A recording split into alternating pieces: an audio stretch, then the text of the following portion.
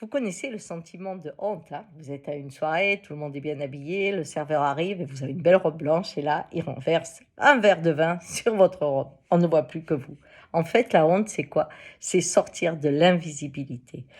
Qu'est-ce qu'amène l'invisibilité? La tranquillité, la paix, la sécurité.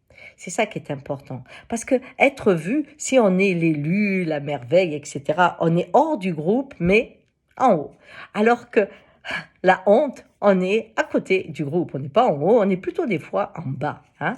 Et on retrouve cette peur de ne plus appartenir au groupe dans les schémas d'argent, par exemple. Si je viens d'un milieu pauvre, eh bien, quand je suis dans le milieu riche, je vais avoir les codes de la richesse encore plus prégnants chez moi que chez celui qui y est né. Mais inversement, si j'ai été riche et que je suis dans un milieu pauvre, eh bien, je vais faire en sorte qu'on oublie que j'ai été riche pour pouvoir m'intégrer, pour rester invisible. Vous voyez, cette intégration, c'est l'invisibilité qui apporte la sécurité.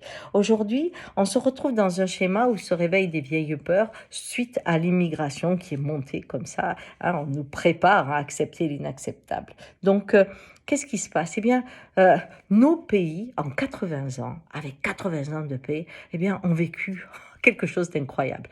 Dans les années 50, eh bien, il faut savoir que les gens qui vivaient sur le territoire français, ils voyageaient quand il y avait une guerre. Sinon, ils restaient là. Donc, on avait à peu près un profil à peu près le même. Mais quand il y a eu cette société de consommation, cette économie, ces écoles partagées, etc., eh bien, si j'avais envie de m'installer ou de monter un restaurant à Londres, j'allais le monter. Si en Allemagne, je voulais faire des spaghettis italiennes, je le faisais. Vous voyez, je pouvais voyager, je pouvais faire des études. J'allais là où les valeurs, la façon de vivre étaient le plus proche de mon désir, pas de ma lignée, de mon désir, de ma réalité du monde. Ce qui fait que dans certains pays, par exemple, on parle qu'il y avait peu, par exemple, on prend en Hongrie, qu'il y a peu de natalité, mais il y a surtout 600 000 jeunes qui s'en vont. Hein, ils les ont, les jeunes, mais ils s'en vont parce que la rigueur de vie, ce traditionnalisme, cette fermeture de l'esprit ne correspond plus au temps.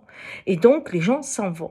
Alors, aujourd'hui, dans chaque individu, et il y en a beaucoup, beaucoup, puisqu'on a été brassé, qu'on est enfant de la terre, enfin, avec juste cette différence de façon de vivre et d'avoir des valeurs différentes, eh bien, aujourd'hui, beaucoup d'émigrés ont peur de l'émigré. D'anciens immigrés ont peur de l'immigré. Même si c'est 2, 3 générations, je ne veux pas être confondu. Je veux pouvoir rester ici. Et donc, il y a un racisme, il y a une haine de l'immigration qui monte. Et vous prenez, on peut la voir par rapport à un schéma physique, hein, où je vais être confondue avec, je sais pas, des Arabes qui arrivent, alors que moi, je suis là depuis 3 générations, donc je peux plus être confondue. Mais mon physique va me confondre, alors je me sens en insécurité. J'ai honte. Donc il faut que je montre que je suis français, encore plus français. Vous l'avez aussi, peut-être, hein, je dis pas que c'est la vérité, mais peut-être que Zemmour, par exemple, avec un nom comme ça, vous savez que ses lignées ont voyagé. Eh bien, lui, peut-être, c'est sa religion qui lui crée cette façon d'être plus français que le français. Eh bien, sa religion, son père est juif, berbère et algérien, enfin d'origine française, mais sa mère est tunisienne et juive. Et le juif est le peuple errant. C'est toujours celui qui, à un moment donné, on le voit, il sort de l'invisibilité, mais pour être le bouc émissaire. Alors on comprend que au moment où il y a une misère qui se présente d'une part face à une richesse qui devient trop arrogante, il a un peu la peur, hein, à nouveau, d'être repointé du doigt. Et il devient plus français que français, ce qui fait avec des règles folles, hein, qui oublient que 80 ans sont passés. Vous voyez, la honte nous touche tous.